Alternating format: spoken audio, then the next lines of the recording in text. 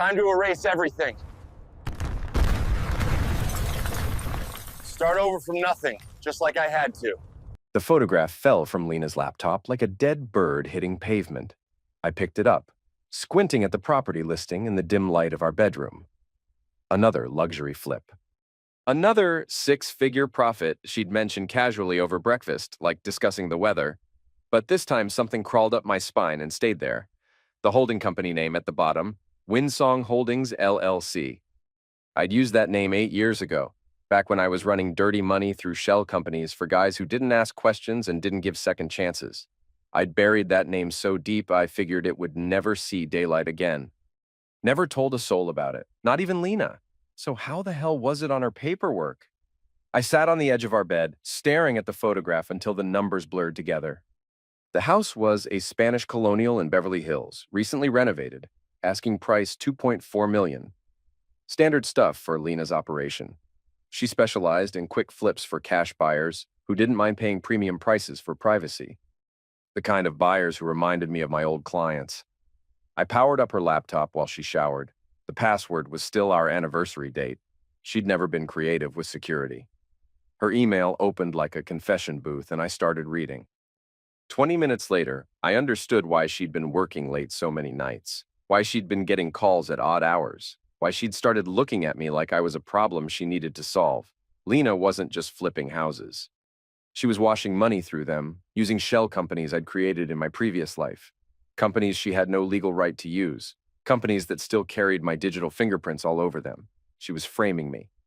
The bathroom door opened and steam rolled out like smoke from a fire. Lena emerged wrapped in a white towel, her dark hair slicked back, looking like she'd stepped out of a magazine advertisement for expensive betrayal.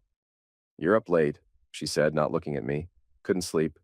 She moved to her dresser and started applying moisturizer to her legs with practiced efficiency. Everything Lena did was practiced, calculated. Even the way she breathed seemed choreographed. "I saw your latest listing," I said. "Which one?" "Beverly Hills, the Spanish colonial."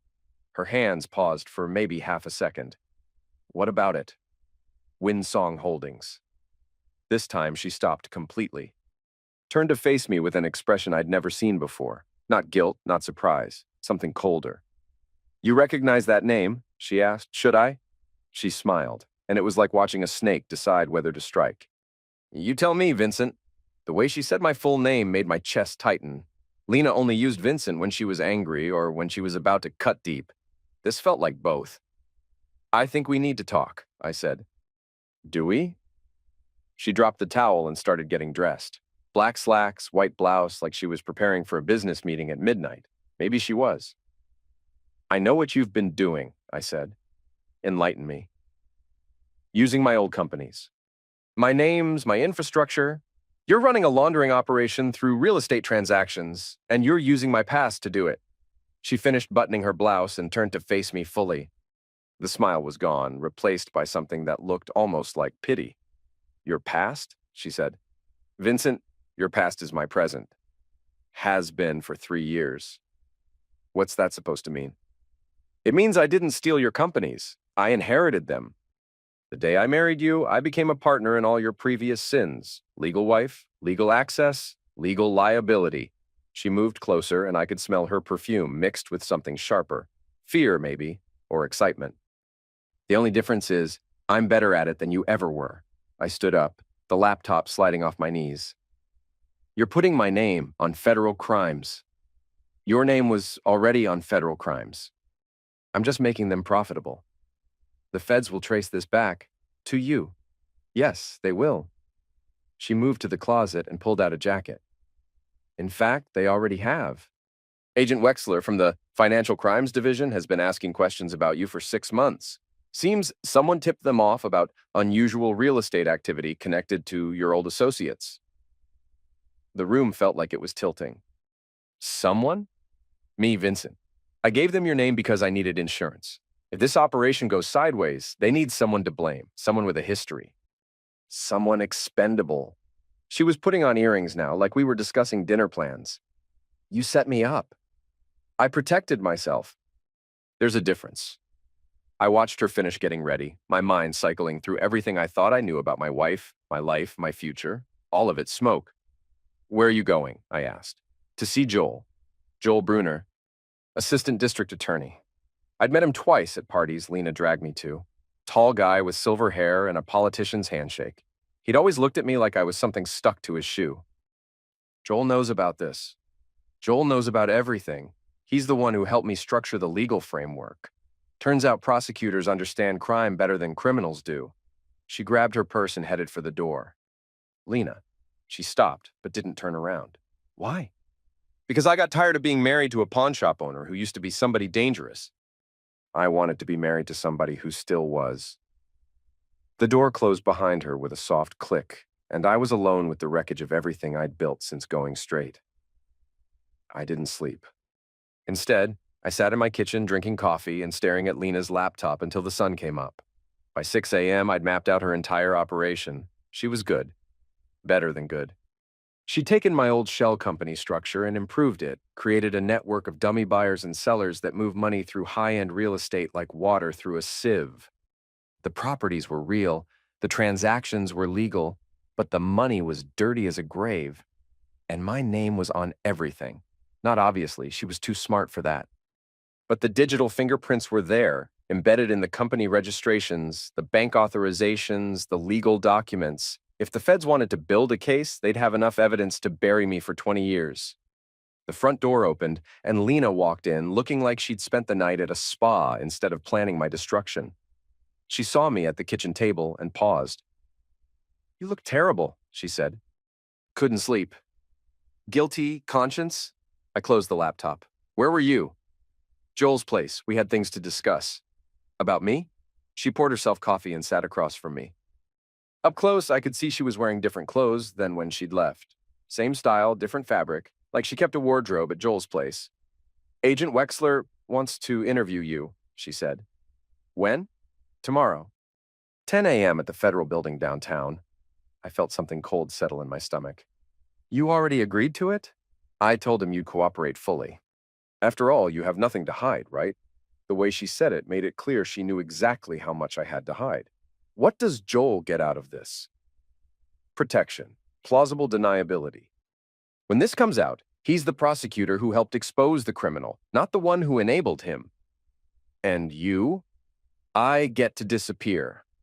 She stood up and started making breakfast like we were having a normal conversation about normal things. But nothing about this was normal anymore. Disappear where? That's not your concern anymore, Vincent.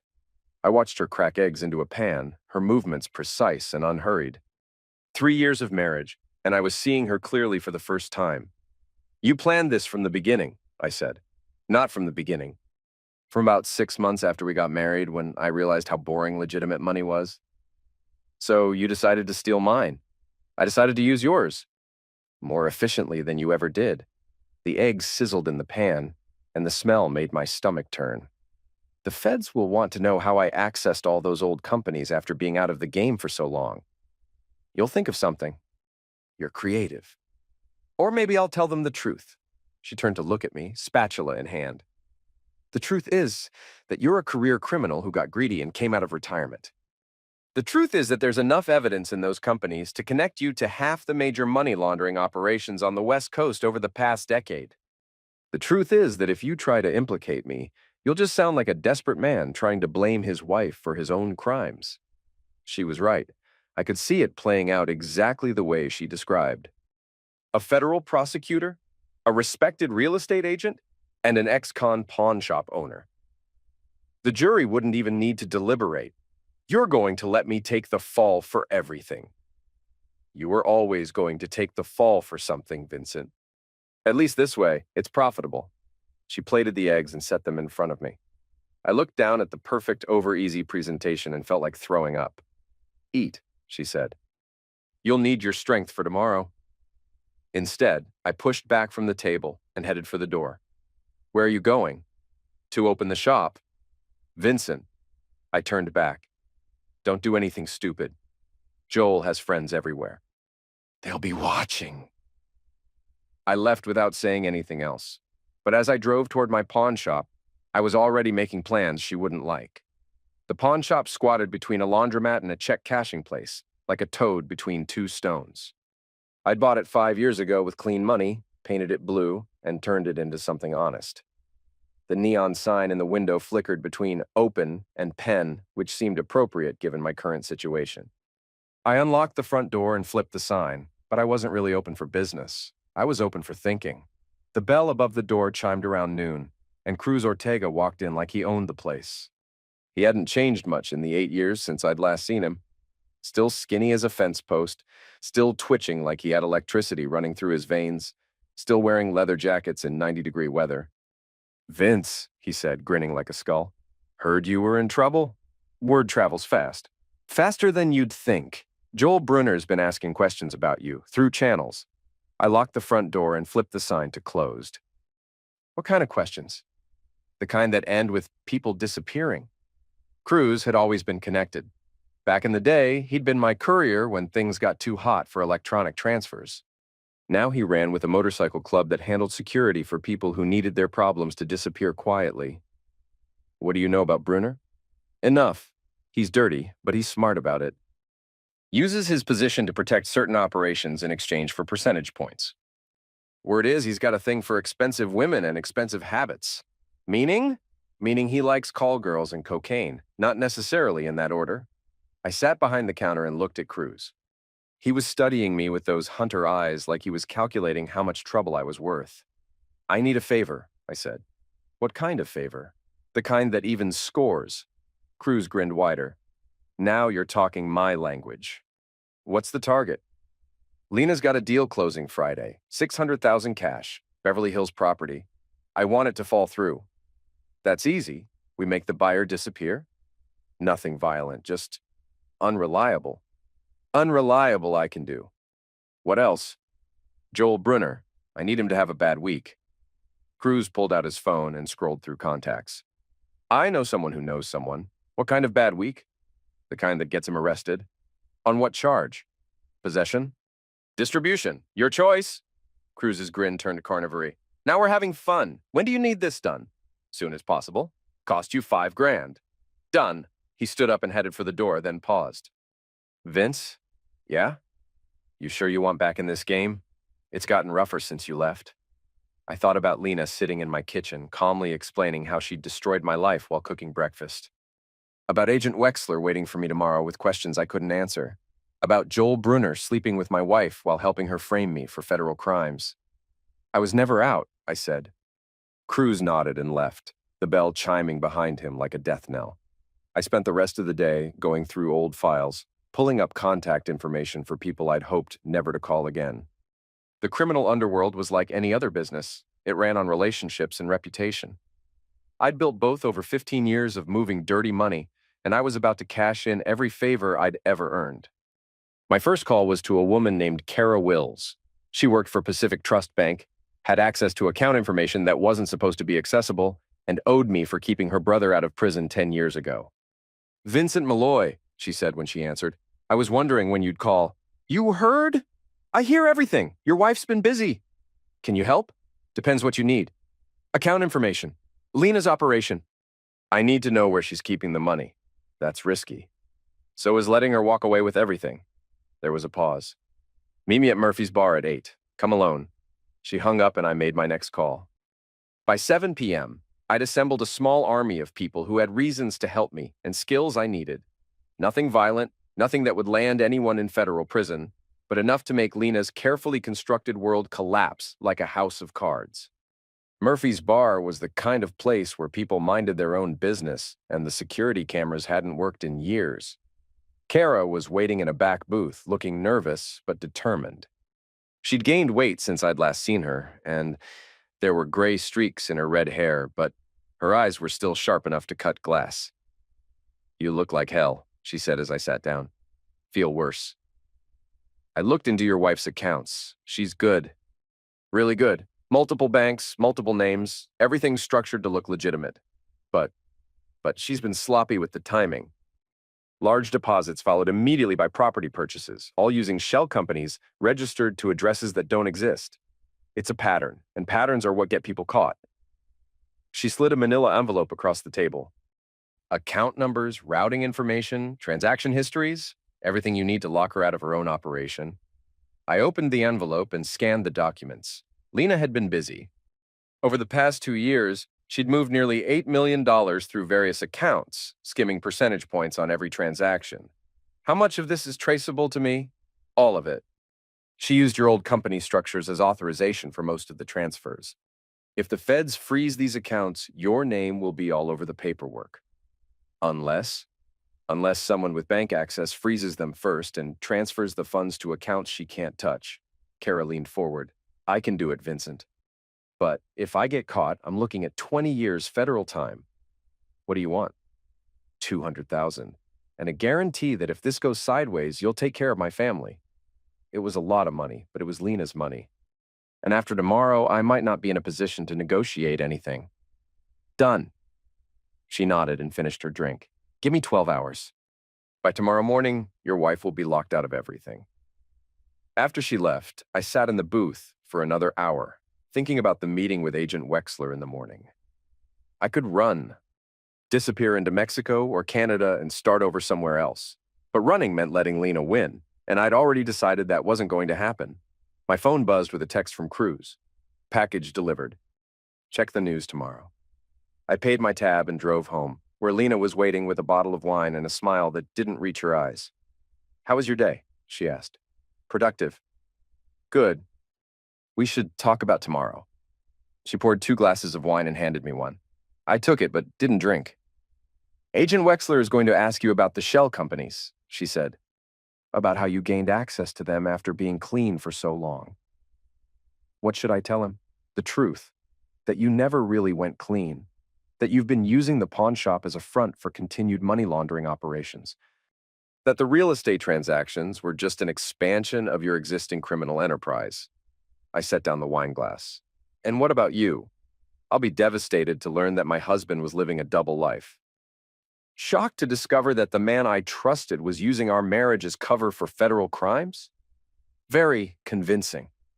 I've been practicing.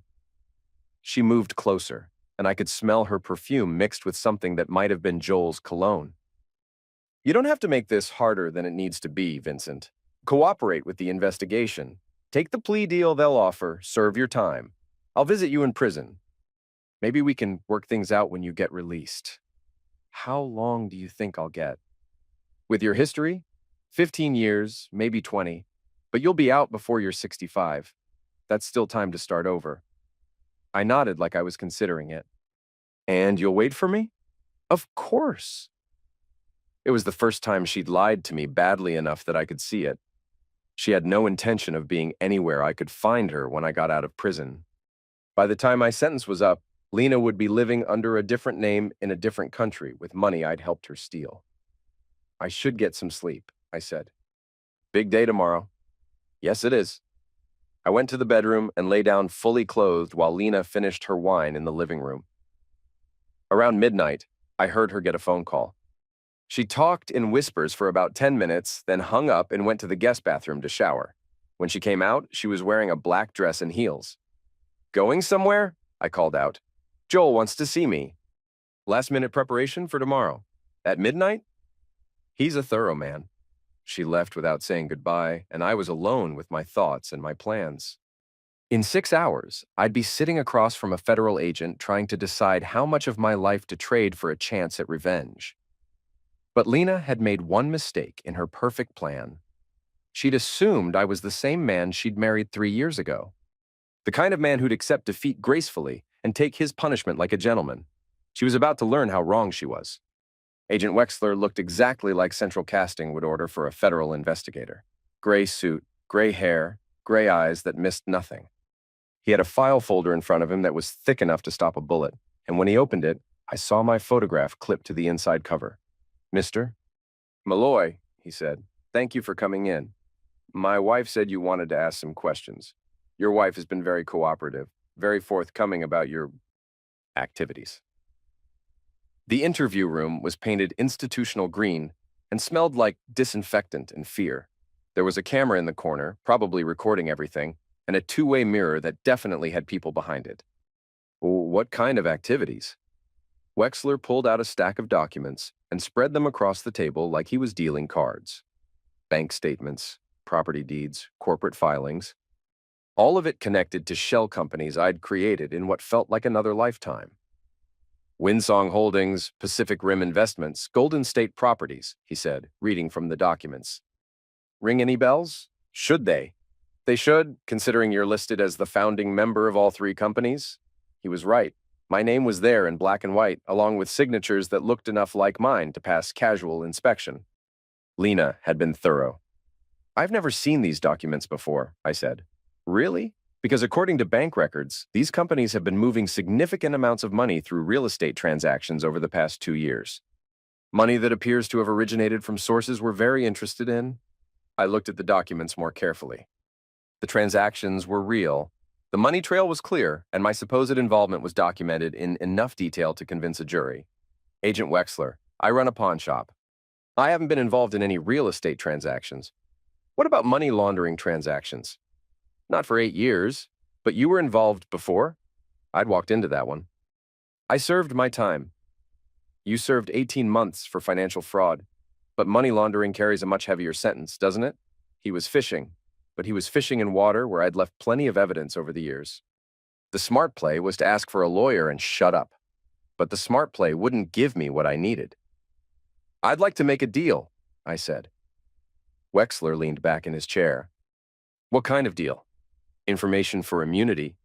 What kind of information? The kind that tells you who's really behind these companies.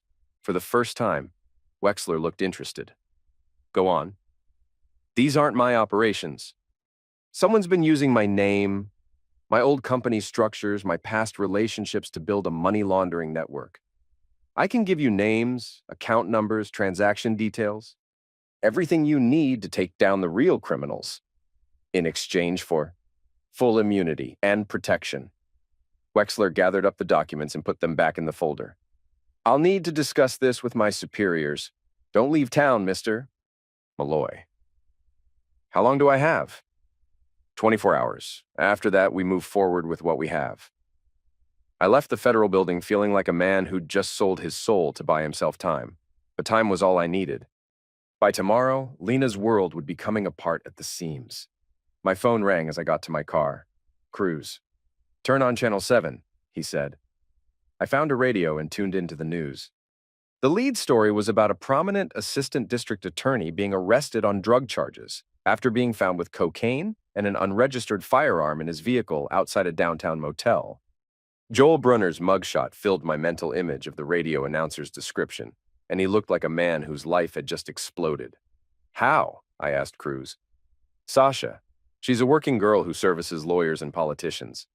Joel's been a regular customer for 2 years. Last night, she planted a little surprise in his car while he was distracted.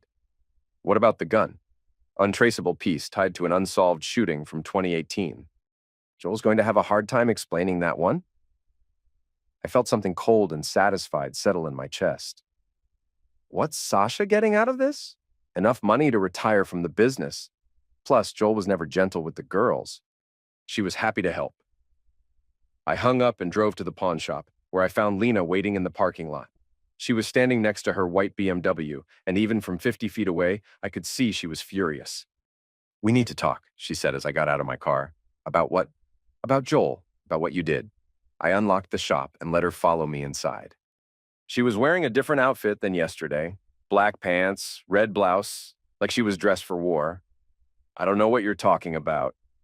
Joel was arrested last night. Cocaine possession, illegal weapons charges. Someone set him up. Sounds like Joel made some poor choices. She moved around the counter until we were facing each other across 3 feet of space that felt like a minefield. This was you. Prove it. I don't have to prove it. I know it. Her voice was getting higher, sharper. You think you're clever? You think you can play games with people like Joel? People like Joel. People with power, people with connections. People who can crush you like a bug. I sat down on the stool behind the register and looked at her. Really looked at her. 3 years of marriage, and I was finally seeing the real Lena. Not the woman who made me breakfast and pretended to care about my day. The one who'd been planning my destruction since our honeymoon. Joel's finished, I said. Career over, reputation destroyed, looking at serious prison time. Whatever protection he was offering you is gone. I don't need Joel anymore. No, Who's going to cover for you when the feds start asking questions about those shell companies? Something flickered across her face. Uncertainty, maybe, or fear. The companies are legitimate. They're registered to addresses that don't exist, funded by accounts that can't be traced, and connected to transactions that smell like money laundering from space. How long do you think it'll take Agent Wexler to figure out you're the one who's been running them? He won't, because you're going to take the blame. That's what this is about, remember? You're the criminal with a history. I'm just the innocent wife who got caught up in her husband's crimes. I opened the register and pulled out a manila envelope, set it on the counter between us. What's that? Account statements, transaction records. Evidence that shows exactly who's been moving money through those shell companies for the past 2 years. She reached for the envelope, but I pulled it back. It's all here, Lena. Every deposit, every transfer, every penny you skimmed off the top. All traced back to accounts in your name. Those accounts are protected. We're protected. As of this morning, they're frozen, all of them. I watched the blood drain from her face as the implications hit her. You can't do that. I just did. I have backup accounts, safety nets. Had, past tense. My contact at Pacific Trust was very thorough. She grabbed for the envelope, but I was faster. The papers scattered across the floor as we struggled, and I got a good look at the desperation in her eyes. You son of a bitch, she said, breathing hard. You don't know what you've done. I know exactly what I've done. I've cut off your escape route. There are people involved in this you don't understand. People who won't accept losing $8 million gracefully. Your problem, not mine. She backed away from the counter, smoothing down her blouse with shaking hands. This isn't over, Vincent. Yes, it is. She headed for the door, then stopped and turned back. I loved you, she said. In the beginning, I really did. No, you didn't. You loved the idea of being married to someone dangerous. When you realized I wasn't dangerous anymore, you decided to make me dangerous again. Just not the way you planned. She left without saying anything else, and I was alone with the scattered evidence of her crimes and the satisfaction of knowing I'd just destroyed her life as efficiently as she'd tried to destroy mine. But I wasn't done yet. The call came at 3 in the morning. I was lying in bed staring at the ceiling and listening to the house settle around me when my phone buzzed with a number I didn't recognize. Vincent? The voice was female, shaky, scared. Who is this? It's Lena. I need help. I sat up and turned on the bedside lamp. Where are you? Downtown, near the federal building. Vincent, they froze everything.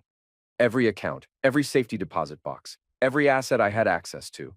I can't even get money for a hotel room. Sounds like a personal problem.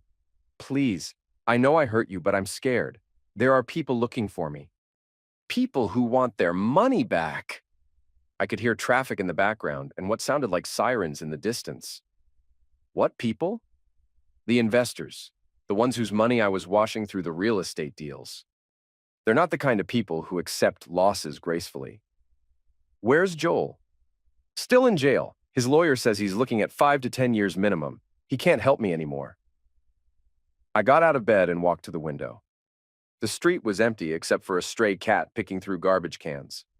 What do you want from me? I need money, just enough to disappear until this blows over. How much? 50,000. I know it's a lot, but it's not a lot.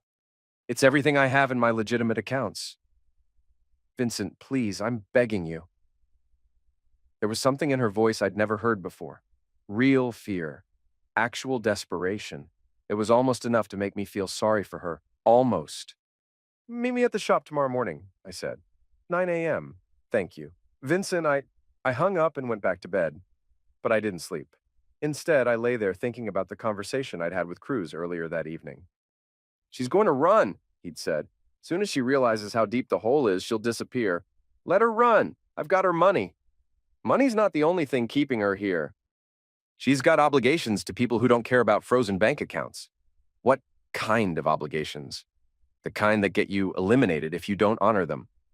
I'd asked him to keep an eye on Lena, make sure she didn't leave town before I was finished with her, but I hadn't expected her to come to me for help.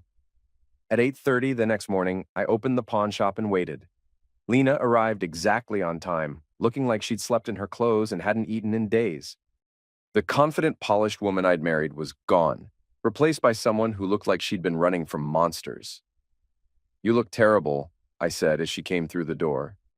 "I feel worse." I locked the door behind her and flipped the sign to closed. "Tell me about these investors." She sat down in the customer chair across from my desk and put her head in her hands. "They're Russians, Bratva. They needed clean money and I provided a service. But now that the accounts are frozen, they think I stole from them." "Did you?" "I skimmed. Nothing major, just a few percentage points on each transaction." "Standard operating procedure. How much?" "About 2 million over 2 years." I let out a low whistle. "That's not skimming, that's theft. I was going to pay it back when I disappeared. Set up a wire transfer from a Swiss account, make it look like I'd found the missing funds. But you can't do that now because all your accounts are frozen." "Right." I opened my desk drawer and pulled out a cashier's check. "Set it on the desk between us." 50,000, I said. "Like you asked." She picked up the check and stared at it like it was a winning lottery ticket. "Thank you," she said. "Vincent, I know I don't deserve this, but there's a condition." She looked up at me with those green eyes that had convinced me to marry her 3 years ago. "What kind of condition?" "I want you to sign over everything. The house, the business accounts, the shell companies, all of it. Legal ownership transferred to me. Vincent, most of that is already frozen or under investigation. Not all of it. There are still assets you control." "I want them." She was quiet for a long time, and I could see her mind working through the possibilities. The check was her ticket out of town, but signing over her assets would leave her with nothing to come back to. "If I do this, I can never come back," she said. "That's the idea." "And if I don't?" "Then you can give the check back and figure out another way to deal with your Russian friends." She looked around the pawn shop like she was seeing it for the first time. At the guitars hanging on the walls, the jewelry cases full of wedding rings that hadn't worked out, the electronics that people had traded for quick cash. "This is what you want? This little shop and a life that goes nowhere? I want a life without you in it." She signed the papers without reading them. Every document I put in front of her, she signed with the resigned efficiency of someone who'd run out of choices. When it was over, I handed her a manila envelope. "What's this?" "Travel documents, new identity, passport, credit cards. Enough to get you somewhere safe and start over." She opened the envelope and looked through the contents. Everything looked real because it was real. Cruz had connections that could produce documents that would pass any inspection. "The passport says Maria Santos," she said. "Your new name. The credit cards have a $50,000 limit, enough to keep you comfortable while you figure out your next move."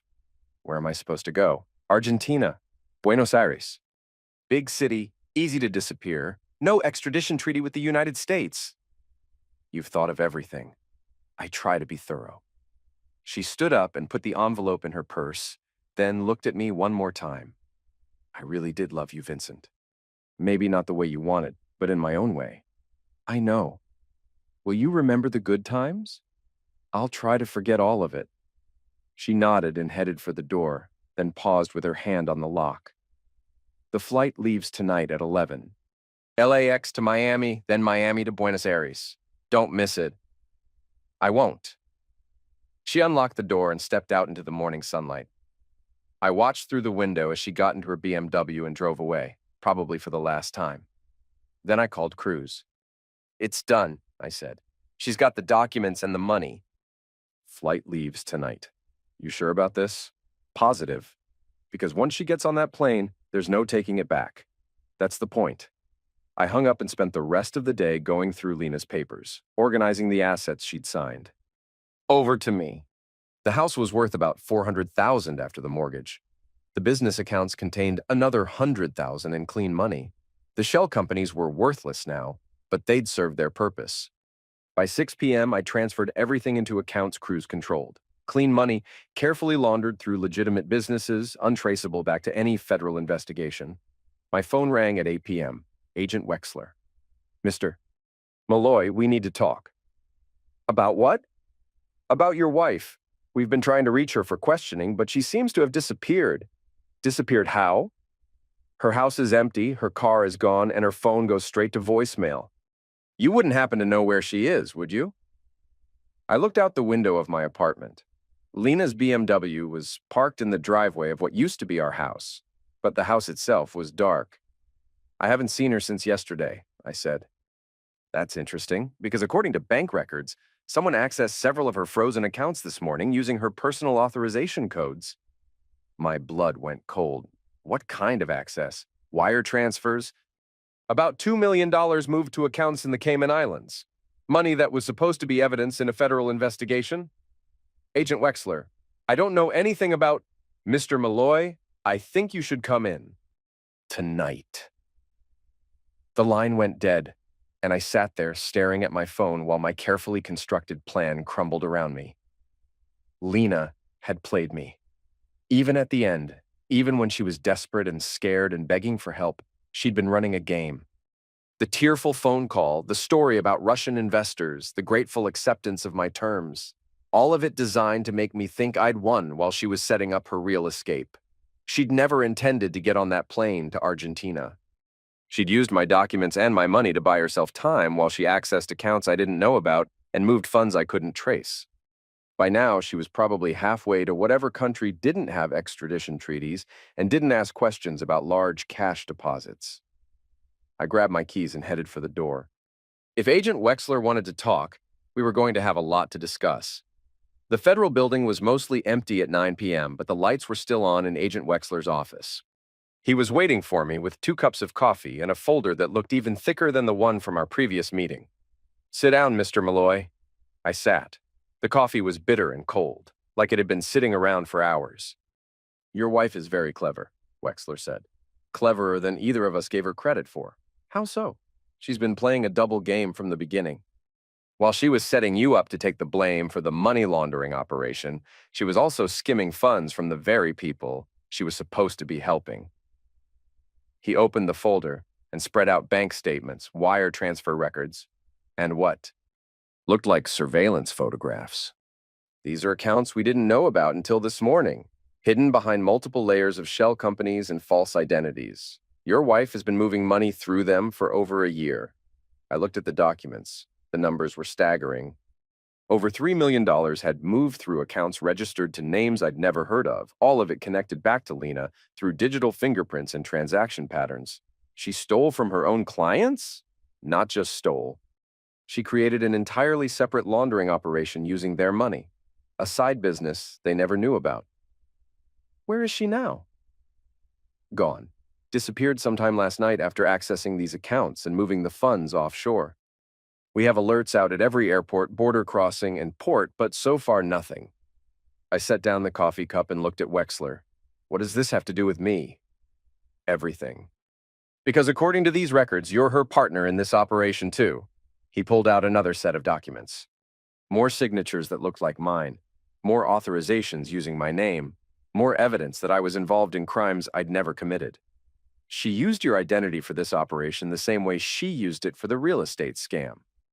As far as the evidence shows, Vincent Malloy is the mastermind behind a multi-million-dollar money laundering network that's been operating for over 2 years. But I'm not. I know that. You know that. But proving it in court is going to be difficult, especially with your wife conveniently unavailable to testify about what really happened." I sat back in the chair and felt the walls closing in around me. Lena had played the long game better than I'd imagined. Even her apparent defeat had been part of a larger strategy to escape with the money while leaving me holding the blame for everything. "What do you want from me?" I asked. "The same thing I wanted yesterday. Information, names, details about the real operation." "I don't know anything about the real operation, but you know something about your wife's methods, her contacts, her plans." I thought about the documents she'd signed that morning, transferring assets that probably didn't exist anymore, about the fake passport and credit cards that were probably already in a trash can somewhere, about the plane ticket to Argentina that she'd never had any intention of using. "She mentioned Russian investors," I said. "Bratva. People who don't accept losses gracefully." Wexler leaned forward. "Names?" "She didn't give me names. Just said they were the source of the money she was laundering through the real estate deals." "What else?" "She was scared of them. Really scared. Said they thought she'd stolen from them." "Had she?" "According to her, she'd skimmed about $2 million over 2 years. Wexler made notes on a legal pad. Anything else? I told him about Joel Brunner, about the corruption in the DA's office, about the protection Lena had been receiving in exchange for sexual favors and percentage points from her operation. When I was finished, Wexler closed the folder and looked at me. "Here's what's going to happen," he said. "You're going to help us track down your wife and recover the money she stole. In exchange, we'll consider a plea agreement that keeps you out of federal prison." "What kind of plea agreement?" "Cooperation. You help us build cases against the people she was working with, and we'll recommend minimal sentencing on the charges we can prove against you." "How minimal?" 3 to 5 years, probably served in minimum security. It wasn't great, but it was better than the 20-year sentence I'd been looking at if Lena's original plan had worked. "And if I don't cooperate, then you go to trial as the mastermind of a multi-million-dollar criminal enterprise, and you spend the rest of your life in federal prison." I thought about my options. Cooperate with the feds and serve a few years, or fight the charges and probably lose everything anyway. "I'll need guarantees," I said. "What kind of guarantees?" "Protection. If I'm going to help you go after Russian organized crime, I'm going to need to make sure they can't retaliate. That can be arranged. And I want to know that you're really going after Lena, not just using me to clean up loose ends while she enjoys her retirement in whatever non-extradition country she's hiding in." "Mr. Malloy, your wife stole money from some very dangerous people.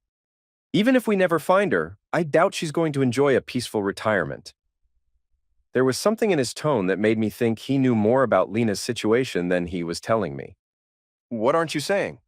The Russian investors she mentioned? They're not just dangerous, they're connected. International organized crime with resources in every major city in the world.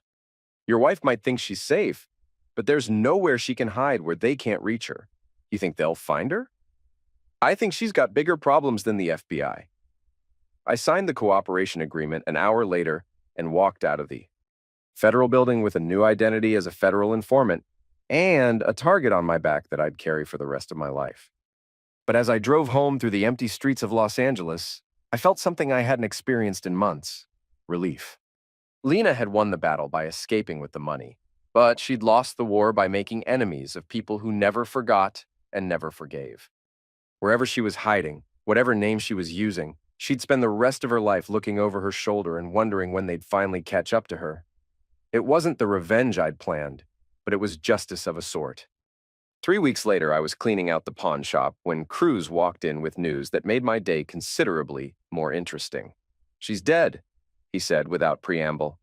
I looked up from the box of jewelry I was sorting. "Who's dead?" "Lena. They found her body in a hotel room in Tijuana yesterday. 3 bullets to the head. Professional job." I set down the necklace I'd been examining and gave Cruz my full attention. "How do you know?" "My cousin works for the Tijuana police. Calls me when interesting bodies turn up." "What was she doing in Mexico?" "Running, same as always." Word is she'd been moving around for the past month, trying to stay ahead of people who wanted their money back. I thought about the last time I'd seen her, sitting in my shop and signing papers that transferred her assets to me.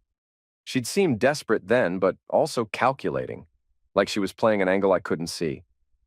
Did she have the money with her? That's the interesting part. Hotel room was clean. No cash, no credit cards, no identification. Whoever eliminated her took everything. "Or she hid it somewhere," Cruz grinned. "That's what I figured you'd say." He pulled out a manila envelope and set it on my counter. "What's that?" "Information about where your wife spent her last month, who she talked to, where she might have stashed the money she stole." I opened the envelope and found surveillance photographs, hotel receipts, and what looked like phone records. "Where did you get this?" "I have friends in various places. Some of them owed me favors." The photographs showed Lena in different cities: San Diego, Phoenix, El Paso, always alone, always looking over her shoulder. The hotel receipts were all paid in cash, registered under false names. The phone records showed calls to banks in the Cayman Islands, Switzerland, and Singapore. "She was trying to move the money," I said, "but she never got the chance." According to the timeline, she was eliminated about 6 hours after making her last call to a bank in Geneva. Who eliminated her? Could have been the Russians, could have been the feds, could have been someone else entirely. Dead is dead. I looked through the photographs again. In the last few, taken in Tijuana just days before her death, Lena looked like a completely different person. Gone was the polished, confident woman I'd married. These pictures showed someone who was scared, exhausted, and running out of options. Why are you showing me this? Because I figured you'd want to know it was over. And because there's something else. Cruz pulled out a key and set it next to the envelope. Safety deposit box, Bank of San Diego, downtown branch. Box number 247. How do you know about this? Because I was the one who helped her set it up 2 years ago. Back when you and I were still tight before you went straight and stopped taking my calls. I picked up the key and turned it over in my palm. It was small and brass and felt heavier than it should have. What's in the box? Don't know. She never told me and I never asked. Professional courtesy. Why didn't she empty it before she ran? Maybe she forgot about it. Maybe she was saving it for an emergency. Maybe she never got the chance. I put the key in my pocket and looked at Cruz. What do you want for this? Nothing. Consider it a wedding gift. 3 years late, but better than never. After he left, I sat in the shop for a long time, thinking about safety deposit boxes and dead wives and the possibility that Lena had left behind one final surprise.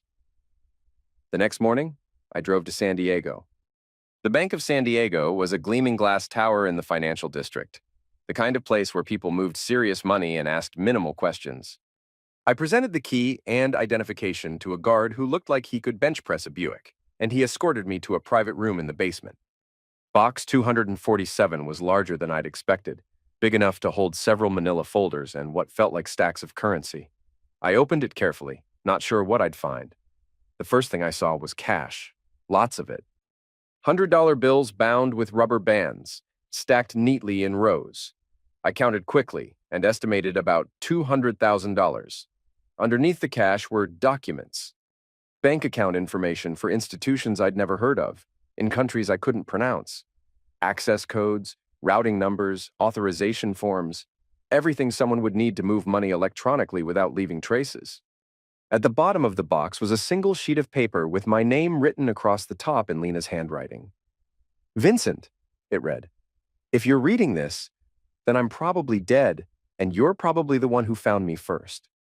The accounts listed here contain about $4 million in clean money, money I skimmed from various operations over the years and kept separate from everything else. Consider it my life insurance policy, or my apology, or both. I know I hurt you, but I want you to know that everything I did was because I loved you. Maybe not the way you wanted to be loved, but the way I knew how. Take the money and disappear. Start over somewhere safe. Don't make the same mistakes I did. L. I read the note 3 times, then folded it and put it in my pocket, along with the account information. The cash went into a gym bag I'd brought for this purpose. As I walked out of the bank, I thought about the woman who'd written that note. Not the manipulative criminal who'd tried to frame me for her crimes, but the scared, desperate person who'd spent her last month running from people who wanted her dead. Maybe she had loved me in her own twisted way. Maybe the whole thing had started as love and evolved into something else when she realized how boring legitimate life was. Or maybe she was still running games even from beyond the grave, leaving behind a final manipulation designed to make me think better of her memory. Either way, it didn't matter anymore. I drove back to Los Angeles with $4 million in untraceable assets and a plan that would take me far away from federal investigations and Russian organized crime and pawn shops that reminded me of everything I'd lost. But first, I had one more stop to make. The house looked smaller than I remembered. 3 bedrooms, 2 baths, Spanish tile roof, small yard with a lemon tree that hadn't been pruned in months. The place Lena and I had called home for 3 years, back when I thought we had a future together. I parked in the driveway and used my key to let myself in. The house was empty, but it still smelled like her perfume mixed with the vanilla candles she'd burned in the living room. I walked through the rooms slowly, remembering conversations we'd had, arguments we'd fought, quiet mornings when everything seemed possible. The kitchen where she'd told me she was destroying my life while making breakfast. The bedroom where I'd found the documents that started this whole mess. In her closet, I found clothes she'd left behind. Expensive dresses, designer shoes, jewelry that probably cost more than most people made in a year. all of it abandoned when she realized she was out of time and out of options. I gathered everything into boxes and loaded them into my car. I'd donate them somewhere, let them become someone else's treasures instead of reminders of someone who'd never really existed. The last thing I found was a photograph tucked behind a mirror in the bathroom. It showed Lena and me on our wedding day, both of us smiling like we meant it, both of us looking young enough to believe in happy endings. I stared at the photograph for a long time, trying to remember what it felt like to be the man in the picture. Someone who trusted easily and believed in people and thought love was stronger than ambition. That man was gone now, eliminated as surely as Lena had been eliminated in that hotel room in Tijuana. What was left was someone harder, smarter, more careful about who he trusted and why. I put the photograph in my pocket and walked out of the house for the last time. 3 days later, I met Agent Wexler for coffee at a diner near the Federal Building. He looked tired, like he'd been working too many hours on cases that didn't have clean endings. "We found her," he said as soon as I sat down. He heard. "Mexican authorities are handling the investigation, but we're cooperating fully. Whoever eliminated her was professional. No witnesses, no evidence, no leads." "Any theories?" "Plenty of theories." "Not much proof." He stirred sugar into his coffee and looked at me across the small table. "The money she stole is still missing. $4.3 million, moved through accounts in 7 different countries. We've frozen what we can, but most of it disappeared into banks that don't cooperate with U.S. law enforcement. That's unfortunate." "Yes, it is." He leaned forward. "You wouldn't happen to know anything about where that money might have ended up, would you?" "No more than you do." "Because if someone were to have information about those accounts, information that led to the recovery of stolen funds, that would be very valuable to the federal government." "How valuable?"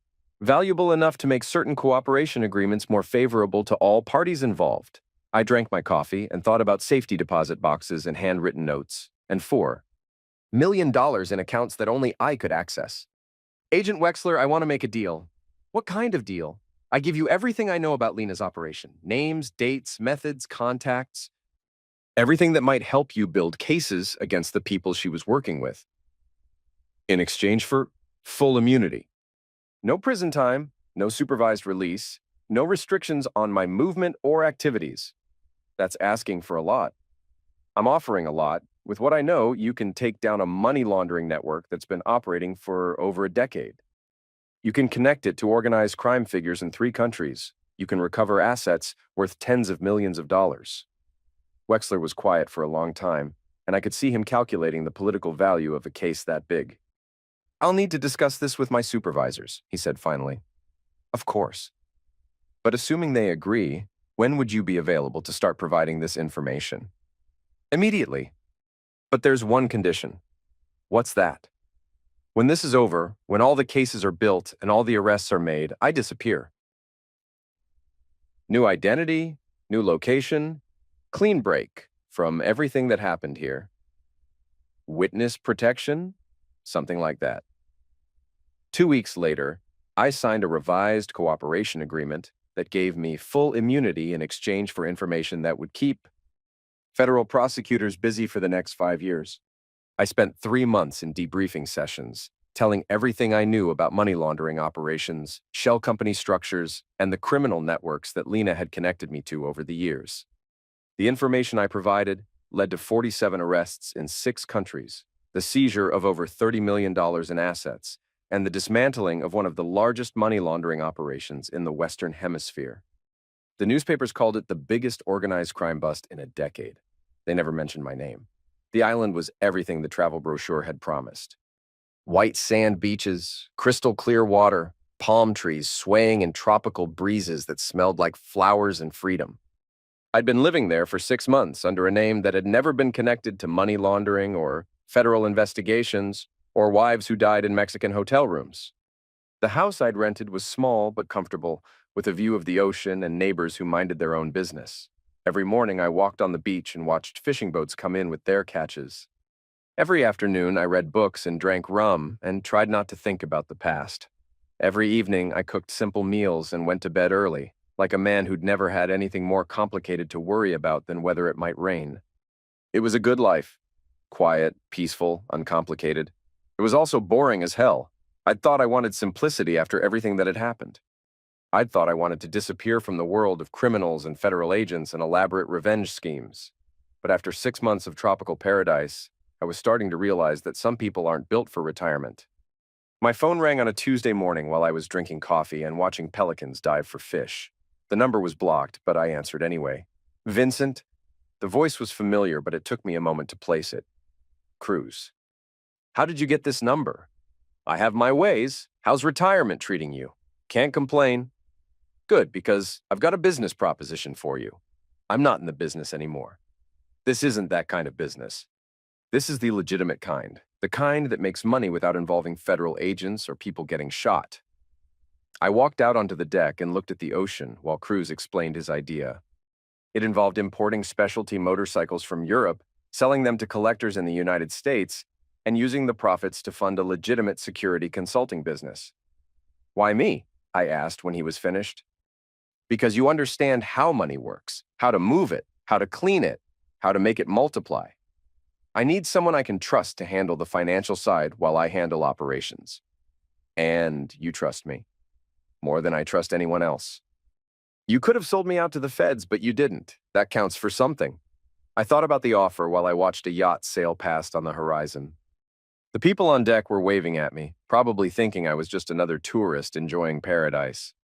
I'll think about it, I said. Don't think too long. Opportunity doesn't wait forever. After I hung up, I sat on the deck for a long time, thinking about legitimate businesses and second chances, and whether a man could really change his fundamental nature. The money Lena had left me was enough to live comfortably for the rest of my life, assuming I was careful with it. I could stay on this island, or move to another island, or find a small town somewhere that nobody had ever heard of. I could read books and drink rum and watch sunsets until I died of old age and boredom. Or I could take the skills I'd learned in my previous life and use them for something legal, something that built instead of destroyed, something that created legitimate wealth instead of just moving dirty money from one place to another. That evening, I called Cruz back. I'm in, I said. Just like that?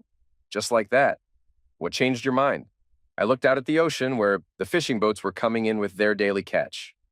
Honest work, legitimate profit, something to show for their effort besides prison sentences and dead bodies. I got tired of running from who I used to be, I said. Maybe it's time to figure out who I can become. 6 months later, I was back in the United States, living in a city I'd never seen before, running a business that existed in daylight instead of shadows. The motorcycle importing operation was successful beyond our projections, and the security consulting business was growing steadily. I had new identity documents, a clean credit history, and a future that didn't involve federal investigations or organized crime figures or wives who tried to frame me for their crimes. Most importantly, I had something I'd never had before. A legitimate way to use the skills I'd learned in my illegitimate past. It wasn't the ending I'd planned when this whole thing started. It wasn't revenge or justice or even closure exactly. But it was a beginning, and sometimes a beginning is enough. The end.